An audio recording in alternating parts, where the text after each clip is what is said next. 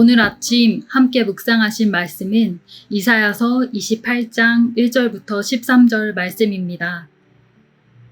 에브라임의 술 취한 자들의 교만한 면류관은 화 있을진저 술에 빠진 자의 성 곧 영화로운 관같이 기름진 골짜기 꼭대기에 세운 성이여 쇠잔에 가는 꽃 같으니 화 있을진저 보라 주께 있는 강하고 힘있는 자가 쏟아지는 우박같이 파괴하는 광풍같이 큰 물이 넘침같이 손으로 그 면류관을 땅에 던지리니 에브라임의 술 취한 자들의 교만한 면류관이 발에 밟힐 것이라. 그 기름진 골짜기 꼭대기에 있는 그의 영화가 쇠잔에 가는 꽃이 여름 전에 처음 익은 무화과와 같으리니 보는 자가 그것을 보고 얼른 따서 먹으리로다.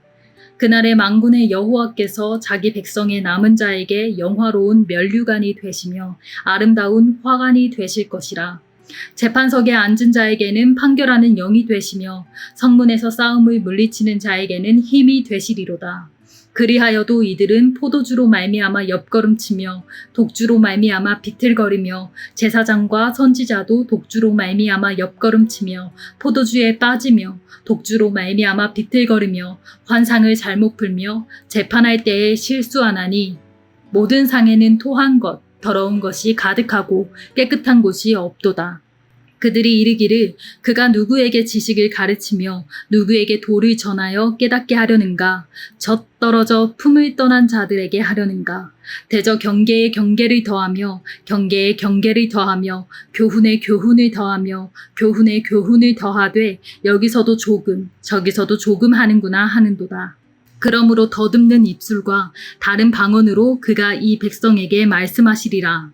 전에 그들에게 이르시기를 이것이 너희 안식이요 이것이 너희 상쾌함이니 너희는 곤비한 자에게 안식을 주라 하셨으나 그들이 듣지 아니하였으므로 여호와께서 그들에게 말씀하시되 경계에 경계를 더하며 경계에 경계를 더하며 교훈에 교훈을 더하며 교훈에 교훈을 더하고 여기서도 조금 저기서도 조금 하사 그들이 가다가 뒤로 넘어져 부러지며 걸리며 붙잡히게 하시리라. 아멘.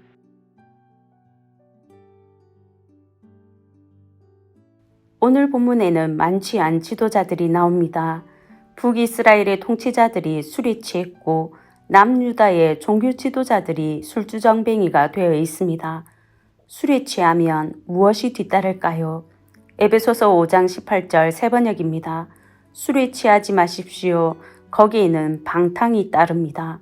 방탕함입니다. 성령 충만을 받아야 할 지도자들이 술주정뱅이가 되어버린 방탕한 세상을 하나님이 눈감아 주실까요? 내버려 두실까요? 아닙니다. 하나님은 술 취하고 방탕한 세상을 어떻게 하실까요? 하나님은 술 취한 세상을 심판하십니다. 1절 3절입니다. 에브라임의 술 취한 자들의 교만한 면류관은 화에 있을진저 술에 빠진 자의 성 곧 영화로운 관같이 기름진 골짜기 꼭대기에 세운 성이여 쇠잔에 가는 꽃 같으니 화 있을진저 에브라임의 술 취한 자들의 교만한 면류관이 발에 밟힐 것이라. 에브라임은 북이스라엘의 유력한 지파입니다. 오늘 본문에서는 북이스라엘 전체를 대표합니다. 술에 빠진 성, 기름진 골짜기 꼭대기에 세운 성은 사마리아를 가리킵니다.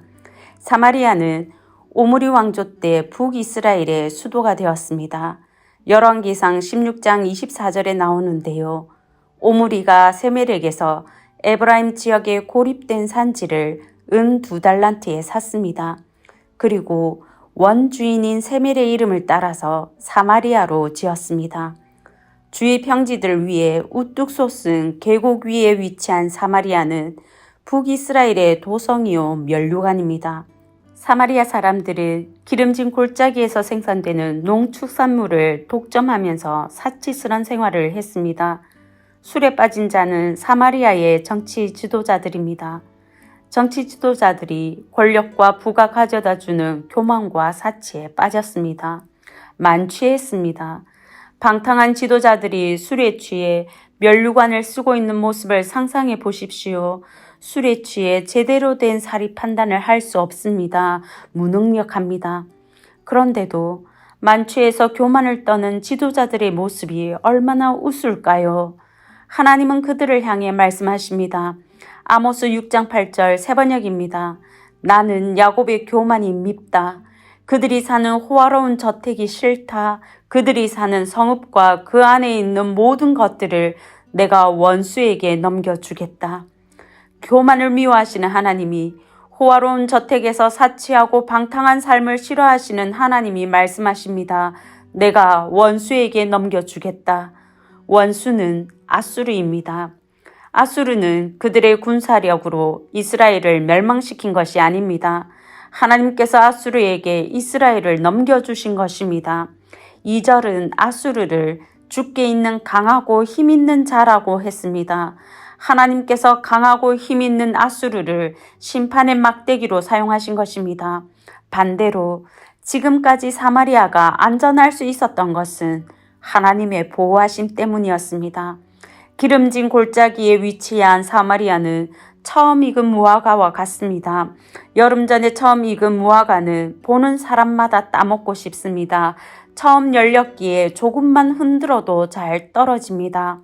누구나가 욕심낼 만큼 기름지고 탐스러운 사마리아는 요새로 둘러싸여 있지만 누구나가 쉽게 정복할 수 있는 곳이었습니다. 그럼에도 안전한 요새가 되었던 것은 하나님 때문입니다. 이스라엘이 안전하고 풍요로운 사마리아에서 권력과 부를 누릴 수 있었던 것은 하나님의 은혜였습니다. 하지만 정치 지도자들이 권력과 부에 취해 하나님의 은혜를 잊고 떠났습니다. 자기 능력인 양 교만해져서 하나님을 버렸습니다. 그 결과는 멸망입니다. 하나님께서 아수르를 심판의 막대기로 사용하실 것입니다. 아수르가 거대한 물처럼 거침없이 침략해 올 것입니다. 파괴적인 우박같이 폭풍우같이 쳐들어와서 이스라엘을 유린할 것입니다. 철저하게 짓밟을 것입니다. 지금은 에브라임이 사마리아의 화려한 아름다움을 자랑하지만 그들이 자랑하는 면류관은 이미 시들어가는 꽃입니다. 죽어가는 꽃입니다. 그들의 멸망은 필연적이기 때문입니다. 하나님이 넘겨주셨기 때문입니다. 그런데요, 이사야 28장부터는 유다와 예루살렘에 관계된 예언입니다. 역사적 배경은 히스기야 왕 때인데요. 남유다 선지자 이사야가 유다 예루살렘에 대한 예언을 시작하면서 왜 사마리아에 대한 예언을 앞에 두었을까요? 경고입니다. 하나님을 거역한 북이스라엘의 멸망은 이미 역사에 있었습니다. 이미 알고 있는 역사적 사실을 통해 하나님은 경종을 울렸습니다. 유다의 심판도 반드시 이루어진다는 것입니다. 남유다의 운명이 북이스라엘과 같다는 것입니다. 그러니 돌이키라는 것입니다. 술 취한 세상은 이러한 하나님의 경고를 사람의 말로 받았습니다. 9절 세 번역입니다. 제사장들이 나에게 빈정거린다. 저자가 누구를 가르친다는 건가? 저자의 말을 들어야 할 사람이 누구란 말인가? 젖된 아이들이나 가르치라고 하여라. 젖을 먹지 않는 어린아이들이나 가르치라고 하여라. 교만하고 술 취한 북이스라엘의 멸망을 보고도 남유다는 배우지 못했습니다. 마치 뉴스로 음주운전 뺑소니로 구속되는 유명인을 보고도 음주운전 사고가 끊이지 않는 것과 같습니다. 북이스라엘은 정치 지도자들이 취했다면 남유다는 제사장과 선지자와 같은 종교 지도자들이 독주에 취했습니다. 사마리아의 멸망을 보고 먼저 깨닫고 백성들을 바른 길로 인도해야 할 종교 지도자들이 만취해서 비틀거렸습니다. 술에 취한 종교 지도자들이 제 역할을 할 수 있을 리 없습니다. 7절입니다. 환상을 잘못 풀며 재판할 때에 실수하나니. 지난 7월에 그래미급 가수가 미국 메이저리그 올스타전에서 국가를 불렀는데요. 음이탈이 나고 못 들어줄 정도였습니다. 이유는 술에 취해 있었기 때문입니다. 아무리 유능해도 만취한 선지자는 환상을 제대로 볼 수 없습니다. 술에 취하고 세상 향락에 취한 제사장은 제대로 된 제의를 드릴 수 없습니다. 율법을 가르칠 수도 없고 올바른 판결을 내릴 수도 없습니다. 그리고 아론의 후예는 회막에 들어갈 때 포도주나 독주를 마셔서는 안 됩니다. 레위기 10장 9절 세 번역입니다. 너의 아들들이 너와 함께 회막으로 들어올 때에는 포도주나 독주를 마시지 말아라. 어기면 죽는다. 이것은 너희가 대대로 영원히 지켜야 할 규례이다. 하나님이 엄격하게 금하셨습니다. 그런데 제사장이 술에 취해 비틀거리며 제의를 드립니다. 술에 취해 재판합니다. 술에 취한 목회자가 예배를 인도한다고 생각해 보십시오. 그 예배가 아니 그 교회가 온전하겠습니까? 술에 취한 판사가 재판한다고 생각해 보십시오. 그 재판이 그 사회가 온전하겠습니까? 술에 취한 선지자의 잘못된 선포는 나라를 망하게 할 것입니다. 술에 취한 제사장의 잘못된 제의와 판결은 무고한 생명을 빼앗을 수 있습니다. 그런 종교 지도자들이 다스리는 유다 사회가 깨끗할 수 없습니다. 8절입니다. 모든 상에는 토한 것, 더러운 것이 가득하고 깨끗한 곳이 없도다. 거룩해야 할 하나님의 도성 예루살렘과 유다 사회가 더러운 것으로 가득했습니다. 모든 사회가 죄로 가득하면 죄를 죄로 여기지 못하지요. 종교 지도자들의 양심이 화인 맞은 양심이 되어버렸습니다. 이사야가 하나님의 경고를 전하는데 제사장과 선지자가 비웃었습니다. 9절, 10절 세 번역입니다. 제사장들이 나에게 빈정거린다. 저자가 누구를 가르친다는 건가? 저자의 말을 들어야 할 사람이 누구란 말인가?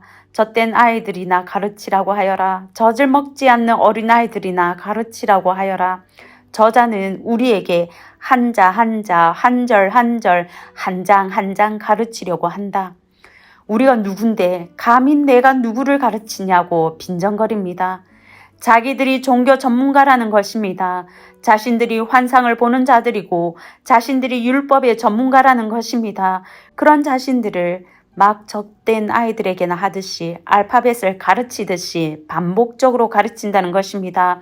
언제나 똑같은 소리나 하는데 일관성 없이 심판을 떠들다가 구원을 떠든다고 그들은 이사야를 조롱했습니다. 도대체 무슨 말하는지 모르겠다고 비웃었습니다. 종교 지도자들은 전문가라는 자만에 빠져 이사야를 통해 경고하시는 하나님의 말씀을 무시했습니다. 하나님의 경고를 이사야의 말로, 사람의 말로 받았기 때문입니다. 하나님의 말씀을 사람의 말로 받았던 종교 지도자들의 결국은 어떨까요? 이방 민족에 의한 멸망입니다. 11절입니다. 그러므로 더듬는 입술과 다른 방언으로 그가 이 백성에게 말씀하시리라. 하나님의 말씀이 그들의 조롱처럼 임할 것입니다.